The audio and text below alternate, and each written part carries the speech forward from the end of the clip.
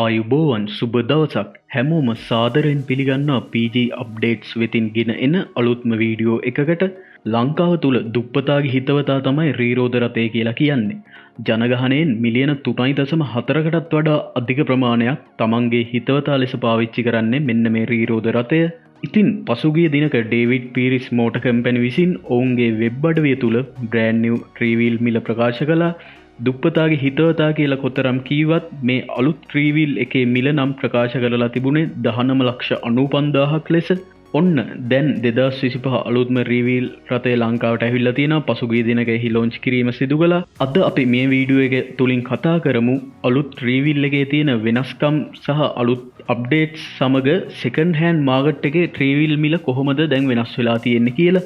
ඉතින් 2020 වාහන ආනයනය නතර කරන විට ලංකාවට ආපු ත්‍රීවීල් වලට සාපේක්ෂව මේ 2025 ත්‍රීවීල් එකේ යම් වෙනස්කම් කීපයක් සිදු කරලා තියෙනවා. ත්‍රීවීල් කාණ්ඩයේ ඉස්සර නම් ගෙන්නුවේ BS4 මාදිලිය. නමුත් 2025 ත්‍රීවීල් රථය බජාජ් 3W EFI BS6 කියන මාදිලිය. ඒ කියන්නේ මෙහි වායු දූෂණය අවමට්ටමේ එන්ජින් එකක් තමයි ඩිසයින් කරලා තියෙන්නේ.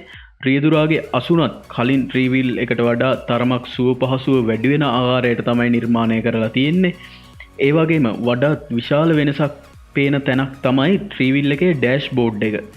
කලින් ත්‍රීවීල් එකට වඩා එන්හාන්ස් කරපු වැඩි ඉන්ඩිකේටර්ස් ප්‍රමාණයක් ඇඩ් කරලා තියෙන අලුත් ඩෑෂ්බෝඩ් එකක් තමයි මේ ත්‍රීවීල් එකේ තියෙන්නේ.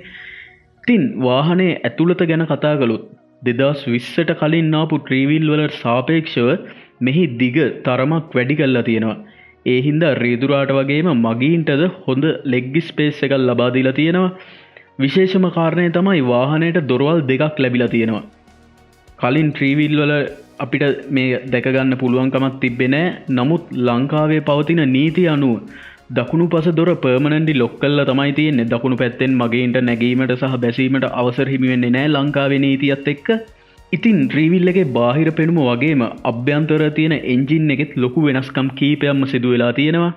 2025 බ්‍රෑන්ඩ් නිව් බජාජ් ත්‍රීවීල් එකේ එන්ජින් ධාරිතාවය වෙන්නේ 236cc.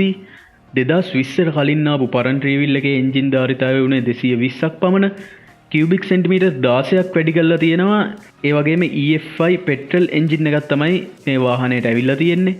මෙන්න මේ කාරණය නිසා මේ වාහනයට ඉතා හොඳ කඳු නැගීමේ හැකියාවක් සහ දෙදරන ස්වභාවය අඩු කරන හැකියාවක් මෙන්න මේ අලුත්ම ත්‍රීරෝධ රථයට ලැබිලා තියෙනවා.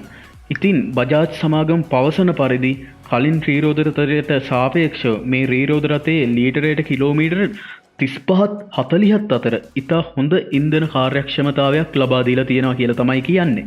දැනට ලංකාවට ආනයනය කරන 2025 බ්‍රෑන්ඩ් නිව් ත්‍රීරෝධ රථ රතු කොළ සහ නිල් වර්ණ තුනෙන් මිලදී ගන්න පුළුවන් ඔයාලා හැමෝටම ඩේවිඩ් පීරිස් සමාගම ප්‍රකාශ කරන පරිදි මිලියන 2ක් වැනි මුදලකට අලුත්ම ත්‍රීරෝධ රථ ආනයනය වෙද්දී අපි විමසීමක් කරලා බලමු ලංකාවේ දැනට සෙකන්ඩ් හෑන්ඩ් මාකට් එකේ විකිණෙන ත්‍රීරෝධ රථවල මිල ගණන් පිළිබඳව.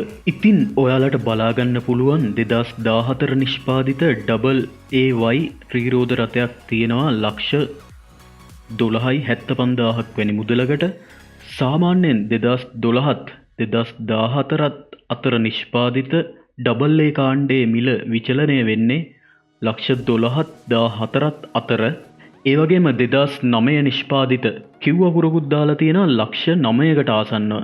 ඉතින් ඉස්සර නම් ලක්ෂ 4කට වගේ ගන්න තිබුණේ මේ වාහන.